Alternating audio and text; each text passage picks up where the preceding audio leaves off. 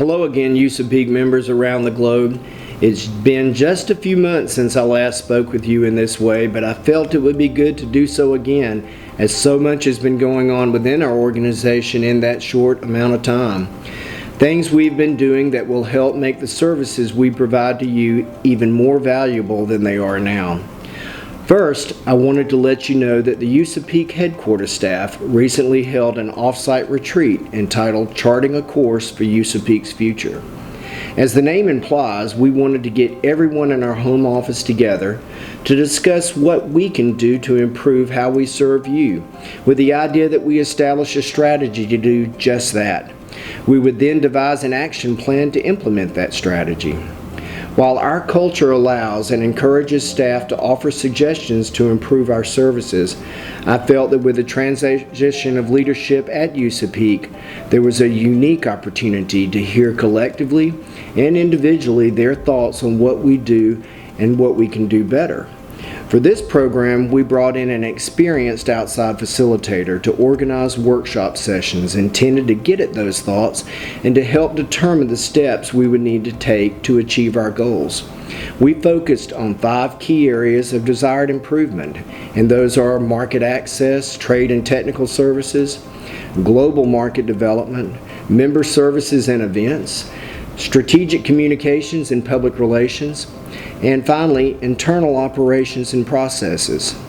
During our 2-day session, we looked to review and assess what we're doing now to serve you in each of those areas.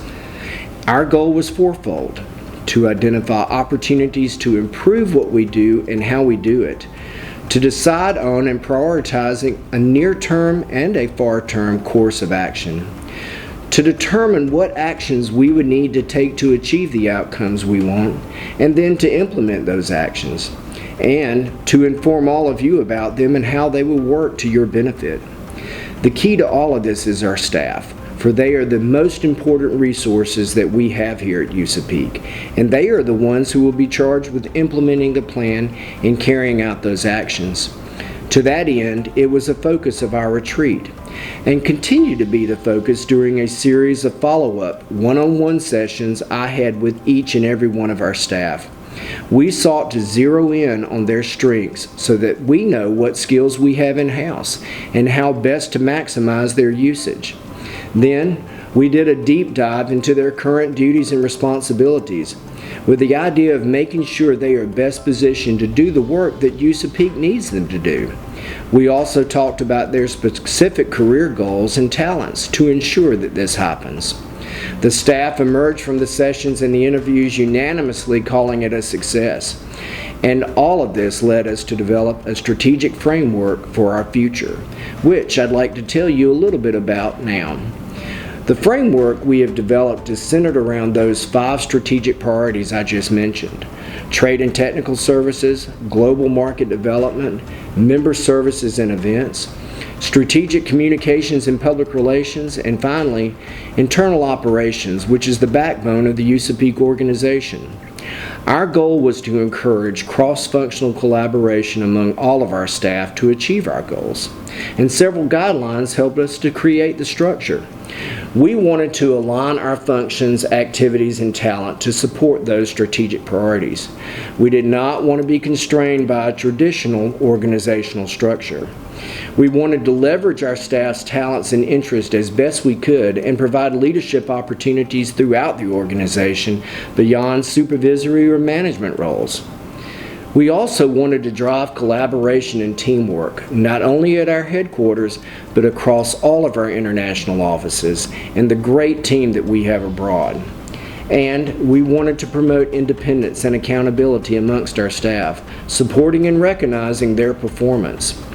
And this led us to develop a new organizational structure in which each of those 5 strategic priorities that I outlined here have identifiable targeted outcomes, and which staff have specific functions. Each of those priority areas has what we call a lead, and this is a staffer whose responsibility is to make sure those functions are executed and that the targeted outcomes are achieved. What we ultimately developed is an organizational structure that we believe will maximize the talents of our staff and result in the best possible service to our members. The resulting organizational chart looks somewhat different than what we have followed in the past, although many of the areas of responsibility continue. The changes we have made and will continue to make may be subtle to most of our members, and you may not even notice much of a change, but we feel that we will fulfill our goal to serve you even better.